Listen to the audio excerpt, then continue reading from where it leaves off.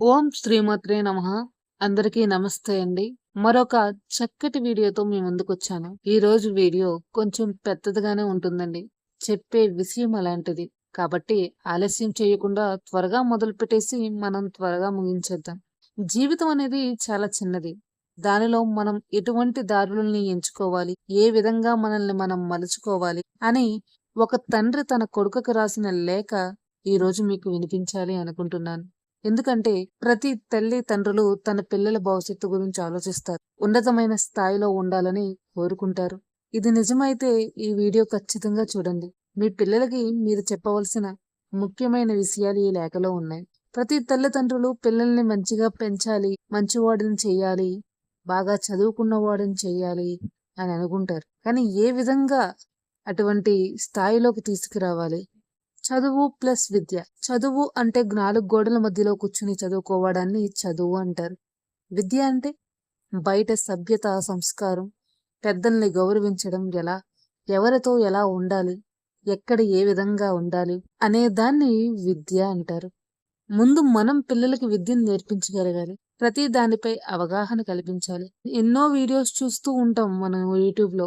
కానీ ఈ వీడియో మీరు చూడడం వలన మీకొక మంచి వీడియో చూసారనే భావన మీకు ఖచ్చితంగా కలుగుతుంది. చదివి నేనైతే మీకు ఇనిపిస్తాను. శ్రద్ధగా వినండి. ఒక తండ్రి తన కొడుకుకి రాసిన లేఖ అన్నమాట. ఇలా ప్రారంభించాడండి. నేను ఈ లేఖ రాయడానికి 3 కారణాలున్నాయిరా. జీవితం, అదృష్టం, దురదృష్టం అనేవి చాలా చంచలమైనవి. ఎవరు వీటిని ఖచ్చితంగా అంచనా వేయలేరు. నీ తండ్రిగా నేను నీకు ఇవి చెప్పకపోతే ఇంకెవరు నీకు చెప్పరు. నేను రాస్తున్నదంతా నేను జీవితంలో అనుభవించినవి. నీకు ఇవి తెలిస్తే బహుశా జీవితంలో చాలా సమయాల్లో నీ గుండె గాయపడకుండా ఉంటుందని చెబుతున్నా. ముఖ్యంగా ఈ కింది విషయాలు జాగ్రత్తగా గుర్తుంచుకోరా. నీతో సఖ్యంగా లేని వారి పట్ల ద్వేషం పెంచుకోకు.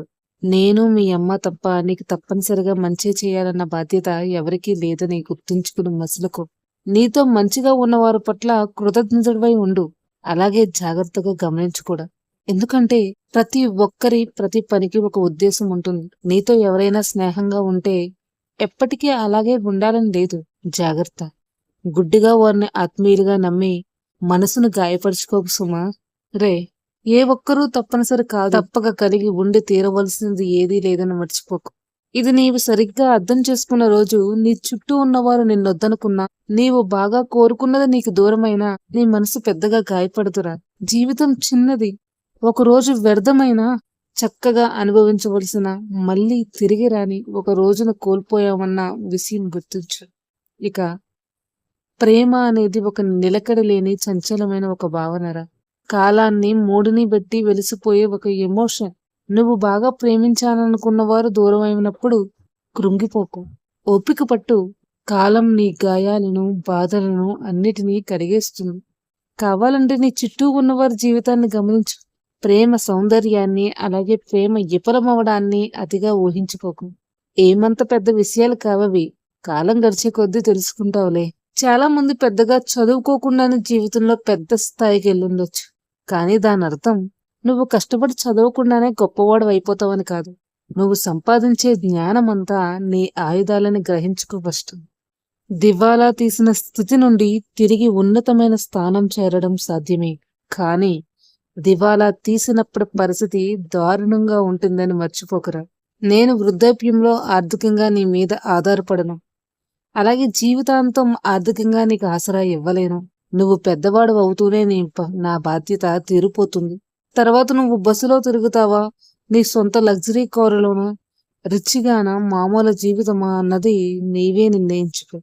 ఏ సందర్భంలో అన్నా ముందు నువ్వు నీ మాట నిలబెట్టుకో. ఇతరుల నుంచి ఇది మాత్రం ఆశించుకో.